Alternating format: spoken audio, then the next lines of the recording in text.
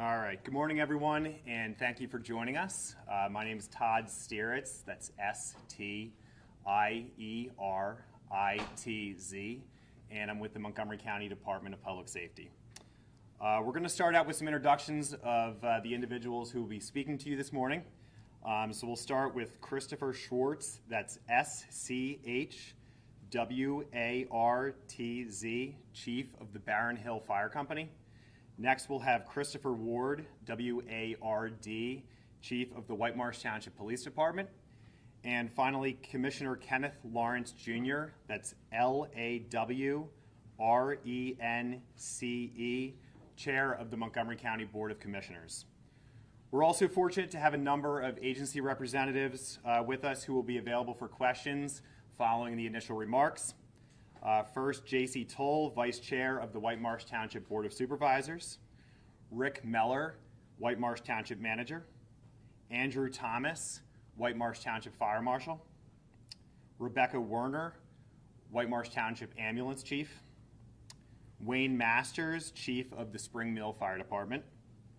And John Fields, White Marsh Township Public Works Director.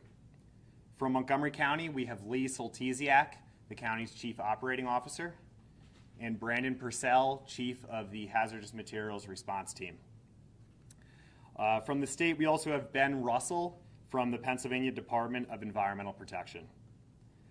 Finally, we'd like to thank our federal and state elected officials, many of whom have sent staff to assist us this morning. So to start, I would like to turn it over to Chief Schwartz from the Barron Hill Fire Company. Thank you. Good morning. Chris Schwartz, SCHWARTZ, Fire Chief, Barron Hill Volunteer Fire Company. At 4:55 a.m., the White Marsh Township Emergency Services were dispatched to Stenton Avenue and Joshua Road for a reported train derailment. Initial reports indicated that 2 to 3 cars were derailed. During the response, Montgomery County Urban Search and Rescue, Montgomery County Hazmat, Montgomery County Drone Resources, White Marsh Ambulance, and 6 mutual aid volunteer fire companies were dispatched to assist. Montgomery County drone operators located the 15-car train derailment on the Norfolk Southern rail line between Flowertown Road and Joshua Road in White Marsh Township.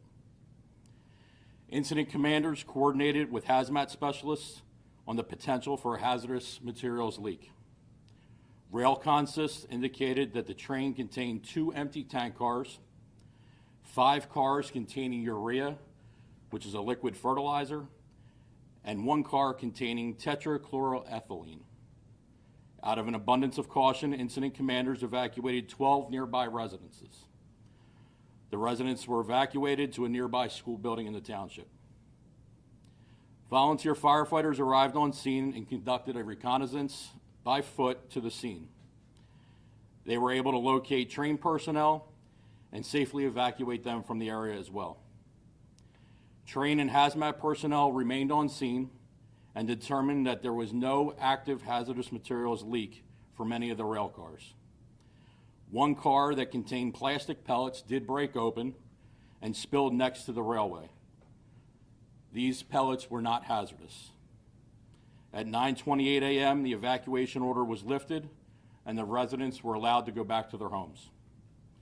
There were no injuries reported in this incident, and the scene has since been turned over to Norfolk Southern and CSX teams to continue their mitigation efforts. Thank you. Hi, I'm Christopher Ward, Chief of Police for White Marsh Township, WARD. Following the response by the fire companies, our fire marshal's office, our local ambulance, and the police responded in support to assist with the evacuation. With the support of the Colonial School District, we were able to remove the residents from 12 residences within the evacuation area to White Marsh Elementary School on Joshua Road, again, out of an abundance of caution while we investigated the matter. We had road closures on Joshua Road in the area of the spill and had some effect to Highway Materials and Sunnybrook Golf Club. They were both closed, again, out of an abundance of caution to make sure we knew what we were dealing with. As the fire chief explained, once we were able to turn the incident back to the railroad companies, we were able to clear the evacuation and open the highways. Going forward, there will be, we believe, limited impact on our highways and our residents as they do the recovery of the train. The plan at this time is to use access from the highway materials quarry into the accident site, and they will be able to stage their equipment and access that area and therefore not affect our traffic pattern or our residents. Mr. Lawrence. Good morning, Ken Lawrence, Chair of the Montgomery County Board of Commissioners. As you've heard, at 4:55 a.m. this morning, our Emergency Communications Center received a call for a train that had derailed in White Marsh Township. Shortly thereafter, township officials requested representatives from our Department of Public Safety's Emergency Management Division and UAV team at the scene, as well as a full team dispatch of our hazardous materials response team. Our UAV or drone was used to locate the train, as well as to perform recon on the extent of damages. The members of our highly trained hazmat team then walked along the tracks, inspecting the rail cars for signs of damage and checking for any leaks of material that the train was carrying. The county always stands ready to assist our municipal partners with the coordination of and response to incidents like this.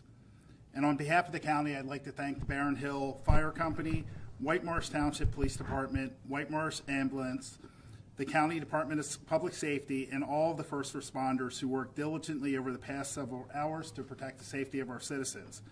I'd also like to acknowledge Governor Shapiro, who has sent a representative, Congresswoman Dean, Senator Hughes, and Senator Fetterman for all sending representatives to assist.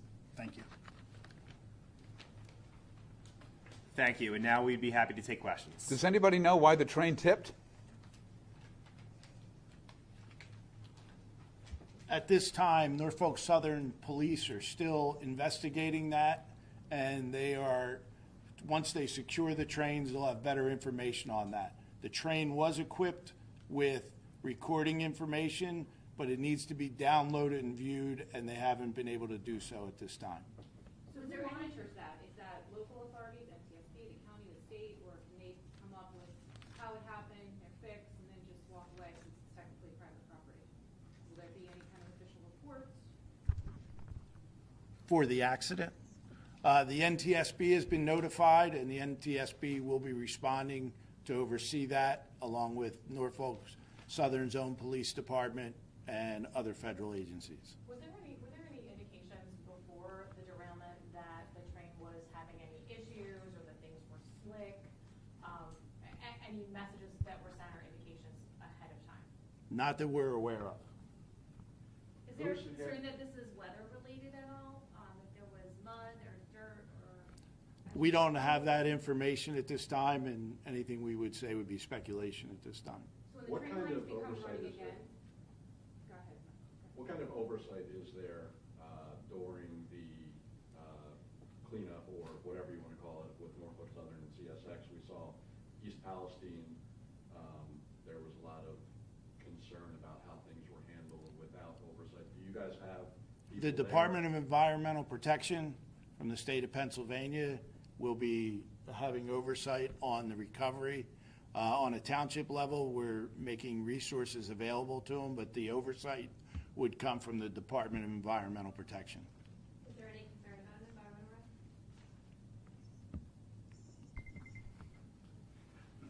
Can you just say your name again for us? Sure, it's Ben Russell, R-U-S-S-E-L-L. At this time, there is not a concern for any environmental releases. We are working with both the railroad and the quarry below, just in the chances that something could occur during the cleanup phase, but at this point in time, everything is contained that is a hazardous material. What are plastic pellets and what are they used for in this specific case? Well, I can't speak to exactly what these pellets will be used for, but the pellets that breached would be just polyethylene raw material for plastics manufacturing. So I don't know what the customer, where they were heading, what the customer would be, but they're used in plastics manufacturing for all sorts of stuff. Where did the train start and where was it going? I'll leave that up to you guys. It was heading west. We don't know where it started. We don't know what its eventual endpoint was. You talked about, the railroad has said 40 cars total. Now, we've seen where cars are labeled, with, I think, propane gas in them. Are you saying that those kinds of cars were empty at the time? Even cars that didn't flip? The train, obviously, you've got the derailment scene, and then you've got the cars that extend behind. All of those cars have been checked. Any hazardous materials in those cars? Not that we're aware of any of the. I can speak to that a little bit. I mean, all the cars in the back half. Hold on 1 second. Sure. All the cars in the back half of the train, all the LPG cars, they're all loaded cars. The hazmat team was down there. They checked them. They were not leaking. The railroad's going to be relocating them back to the Morrisville Yard area where the train originated. And then the trains that did derail, that flipped, that had material in them, what's being done when they're righted and taken wherever they're going to make sure nothing in them spills as well? That's going to be work being done by the railroad cleanup contractors themselves. Their plans are still being developed on how to transload the materials. I mean, it's difficult access, so they're still trying to work all that out right now. And we'll be, once I'm done here, I'll be going over to meet with the railroad again to firm up those plans on accessing the site and transferring materials. What's Then you're kind of urea? the point guy from the state. You're Yeah. the one who's monitoring, What- and you're going to be there watching all that. Correct. What is urea? You guys described 5 cars with urea in it. Right. What's that? It's, like was said previously, it's primarily used as a fertilizer. It's also used as a raw material in plastics manufacturing and other industrial uses. But again, I don't know what the destination was going to be for these cars, so I can't speak to the exact use of this material. But the urea didn't leak. No, right? nothing's leaking except the polyethylene Is pellets. urea, are you concerned if urea, is that the hazardous material you would have been more concerned about had that leaked? No, the car we're working with, coordinating with the quarry and everything, is the tetrachloroethylene car. That's the one that more people have concerns with. The urea is not a concern, but we're obviously watching the handling of that as well. I mean, it is perched right above the quarry, so. That car didn't tip. The one that you're concerned about did not tip. I mean, are they upright, that one? That one's at an angle, isn't it? Brandon was down there. There were several overturned rail cars, either on their side or perched on an angle off the trucks that they sit on.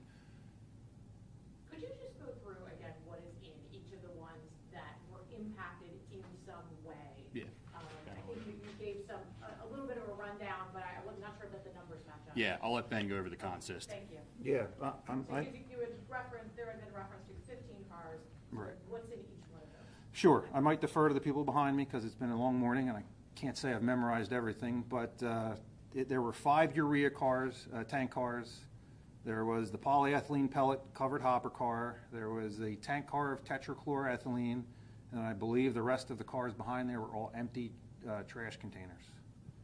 And the tetrachloroethylene, what is that? What does that do? It's an industrial degreaser. It's also used in dry cleaning.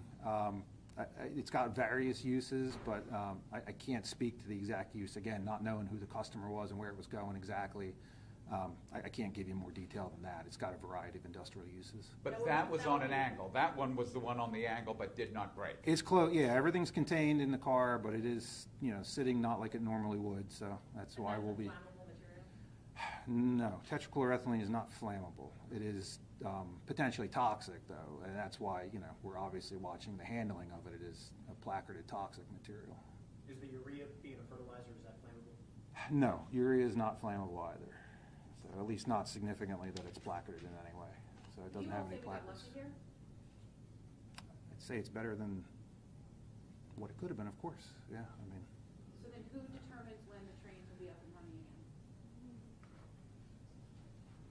That would go back to the NTSB and the owner of the track, Norfolk Southern. They would have to come to an agreement. First, they have to clear it, and I'm sure we'll have interaction with them. Norfolk Southern, who is not here, did send information. One of my, Lieutenant Mack, has that information for a contact for Norfolk Southern for all of you through their communications division, which is in Atlanta. But they're not going to be able to be running until the NTSB says so. Yes. Yeah, the FRA is here as well. So between the two. You mentioned that some of those pellets spilled. Do you know how much? I couldn't give an approximation. It was hard to see. We can tell you how much is on the car. If you Yeah. want to know that, I can get that number. Who's the manufacturer of the pellets?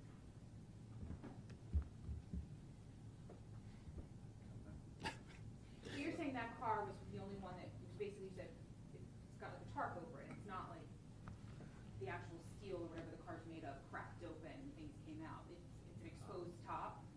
No, it's a covered hopper car. So it's a covered hopper rail car, which is, it's got hatches on the top and hatches on the bottom. They're usually loaded from the top, emptied at the bottom. So when the car, I didn't look at it, Brandon could speak better to how it's breached, but it could have been, the bottom that opened up, but there's pellets sitting outside of it. The total weight of the car is 190,000 pounds. So that'd be, it's a lot of pellets that are gonna need to be cleaned up. And that'll be something we'll be watching with the railroad as well to make sure all that's getting taken care of. So. What's the closest tributary to spill site? Well, the quarry ultimately drains out to the Wissahickon Creek. I think, correct me if I'm wrong, Yes. local guys, but I think correct. it might go to Lorraine Run first. Does it go there first? Yeah, So those are the receiving waterways from what the quarry pumps out below the train derailment. That's where that water goes. Did any So. pellets actually get into any waterway itself? As far as I know, they're all up on the hillside on the rail track. So, yeah. How would you describe this next phase in terms of the cleanup process? Are there potential dangers in this phase where something might be exposed? I mean, whenever you're moving large metal rail cars, there's always a potential for issues. That's part of why, they have very experienced contractors on site. All the companies that are here have done this many times before. So I don't have any immediate concerns in that regard. But, we're going to maintain oversight just to keep an eye on things and so that we're prepared. We've already worked out a plan with the quarry that, has to maintain pumping. So we already have contingency plans in place if they have to stop pumping because there's a breach up the hill. We don't want that obviously going out into the Wissahickon, so that's all being worked out in the background right now. Where there's a lot of meetings going on in regard to that. So all that stuff's being taken care of. Is the county held harmless in terms of cost here? I mean, there's been an outlay here by you folks. Do you get reimbursed somehow? Somebody help you out later? Any expenditures that the hazmat team were to accrue, we would go to the responsible party. So in this case, CSX or Norfolk Southern. But as far as any other agencies, I don't know what the reimbursement would be. We have to check. But as far as hazmat team goes, we're allowed to hold responsible parties accountable for reimbursing any equipment, manpower, time like that. You don't know what that is yet, do you? Or do you? At this time, no. Have we remembered any similar situations on this rail line in recent history? Can anybody recall any other incidents like this? No, I've been employed here for 34 years, so if that's long enough, no, we haven't had any other incidents of this nature with derailments or anything like that. What's the timeline of what people should expect now in the coming hours and then days?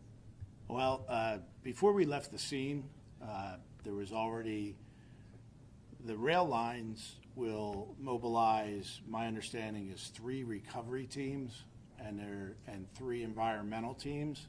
We had already seen 2 of the environmental teams in the area staging, and one of the recovery teams. It is their intention, due to the commerce on this line, to try to have the line back up and running. I think the last was by Wednesday evening. So they want to move through this methodically but quickly to keep the commerce moving on that rail line. Just a trained question. I'm not sure who would be the best one to answer that. But in terms of when you are carrying on freight trains, when you're carrying materials, material that could be hazardous, and material that could be concerning, are there certain things that are in place to keep them from tipping? Are there? Does that make sense? I understand where you're coming from, and unfortunately, I mean, there's not really any kind of special safety mechanisms. The railroads deal with placement of hazardous materials within the train consist. They have certain rules set out by the FRA that they have to follow for that. But when you have a derailment, there's no airbags on the side of the train car that are going to pop and keep it upright or something like that. Unfortunately, so that's why we always have to watch carefully when these things occur so that we don't have any secondary issues after the initial. If the initial derailment didn't cause an issue, we have to watch closely to make sure there's not one later. So. What time was the actual derailment, and was there any lag time between the actual We don't believe there was any lag time. I believe it was heard and the rail, we got multiple calls from a business that was open in the area, some residents, and shortly thereafter from the train, I don't know if it was CSX or Norfolk, but they notified us immediately. The lag time would be minutes at most. How many people were on the train at the time, the CSX employees? We believe it was a regular crew of 2 or 4 moving the train. Again, we moved them away, none of them were injured. Was there any damage done to the integrity of the actual train track itself? I can't answer that at this time. Chief, is there some sort of speed regulation through there? They have to go at a certain pace or at a certain, they have to slow down in there or anything, you know? Again, my officers aren't out there clocking them, so I have no idea. We don't have radar, but that's a whole different argument. That's a whole other story. Yeah, so. Is the township notified regularly when there is a train coming through with hazardous materials on it? Did that happen in this case? We're not notified regularly.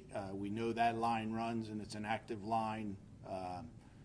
As far as like emergency services, we plan for it. We do get updates if they change what they're carrying on the train, but that would be not on a day-to-day basis.